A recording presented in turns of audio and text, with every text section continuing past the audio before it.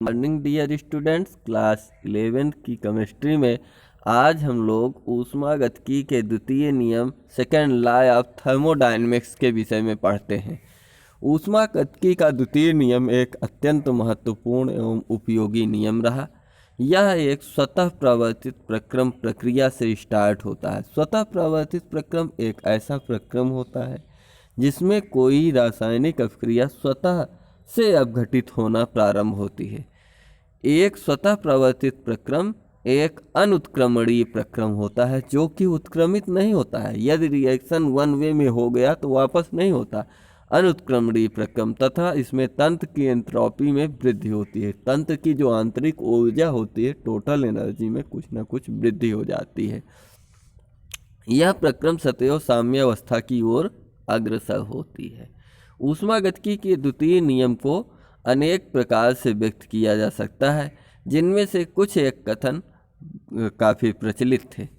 जिनमें से फर्स्ट कथन, सभी स्वतः प्रवर्तित प्रक्रम ऊष्मागतिकीय रूप से अनुत्क्रमणीय होते हैं। सेकेंड लॉ ऑफ थर्मोडायनेमिक्स के अनुसार पहला जो कथन कहा गया कि सभी स्वतः प्रवर्तित प्रक्रम ऐसे प्रक्रम जो अभिकारक से उत्पाद के बनने की स्वतः क्रिया करते रहते हैं, अभिकारक से उत्पाद बनने की स्वतः क्षमता रखते हैं, ऐसे प्रक्रम अनुत्क्रमणीय होते हैं। इसकी व्याख्या निम्नवत की गई है।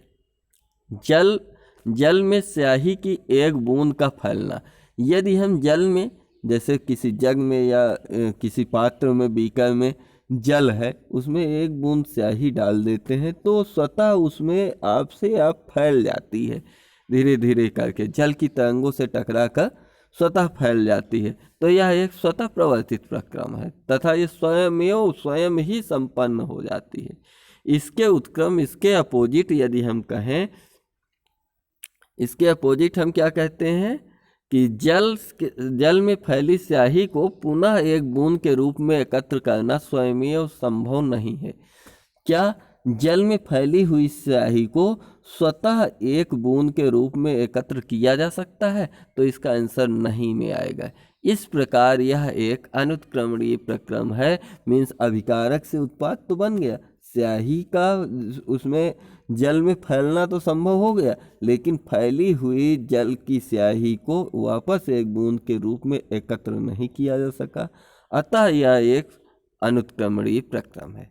सेकेंड कथन, ऊष्मागतिकी के द्वितीय नियम से संबंधित यह सेकेंड किसी वैज्ञानिक ने कहा, जब भी एक स्वतः प्रवर्तित प्रक्रम संपन्न होता है, स्वतः प्रवर्तित प्रक्रम संपन्न होता है तो ब्रह्मांड यानी कि तंत्र या निकाय एवं परिवेश की कुल एंट्रोपी में वृद्धि होती है। किसी तंत्र या निकाय की कुल एंट्रोपी में कुछ न कुछ मात्रा में वृद्धि हो जाती है। इसकी व्याख्या निम्नवत की जा सकी है। एक अनुत्क्रमणीय प्रक्रम में तंत्र की एंट्रोपी में वृद्धि होती है। जो अनुत्क्रमणीय प्रक्रम है उसमें तंत्र की एंट्रोपी में कुछ न कुछ वृद्धि होती है। चूँकि सभी स्वतः प्रवर्तित प्रक्रम अनुत्क्रमणीय होते हैं, अतएव इसमें एंट्रोपी में वृद्धि होनी चाहिए। यही कारण है कि ब्रह्मांड की एंट्रोपी एक अधिकतम की ओर अग्रसर हो जाती है। यही कारण है कि ब्रह्मांड की जो आंतरिक ऊर्जा एंट्रोपी का रूप है वह अधिकतम की ओर बढ़ती चली जाती है। थर्ड कथन है, थर्ड क्लासियस, एक महत्वपूर्ण कथन क्लासियस नामक साइंटिस्ट ने दिया है।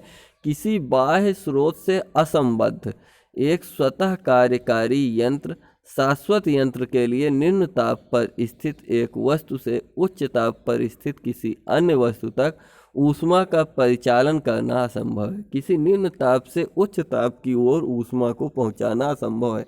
जैसे कि कोई दो पात्र हैं यदि एक पात्र में गर्म जल भरा हुआ है, दूसरे में ठंडा जल भरा हुआ है, तो ठंडे जल की ऊष्मा गर्म जल में तो जा सकती है, लेकिन कहीं ऐसा नहीं हो सकता कि गर्म जल की ऊष्मा ठंडे जल की ओर तो जा सकती है, लेकिन ठंडे जल में जो संचित ऊष्मा की थोड़ी बहुत मात्रा है वो गर्म जल की ओर जाए, ऐसा संभव नहीं है।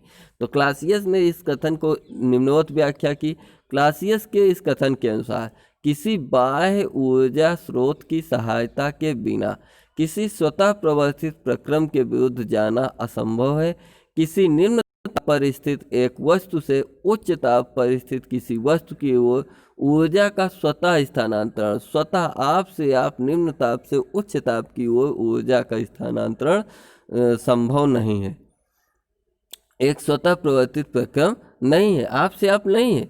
अतएव किसी ऐसे स्वतः कार्यकारी यंत्र का निर्माण संभव नहीं है जो निम्न ताप से उच्च ताप की ओर ऊष्मा को स्थानांतरित कर सके।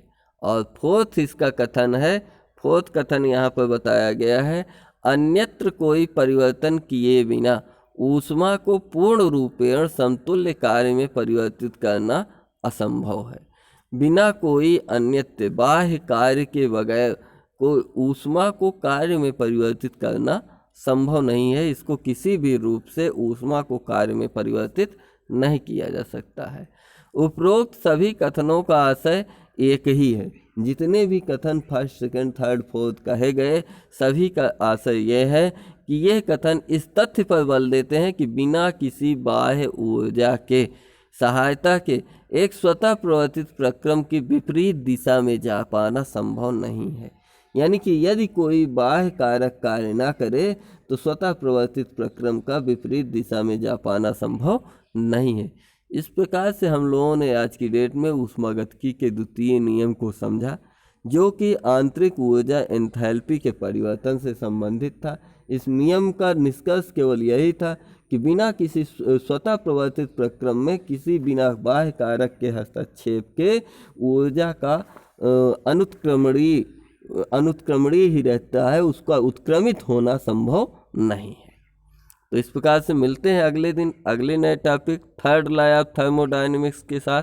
तब तक के लिए जय हिंद, वंदे मातरम।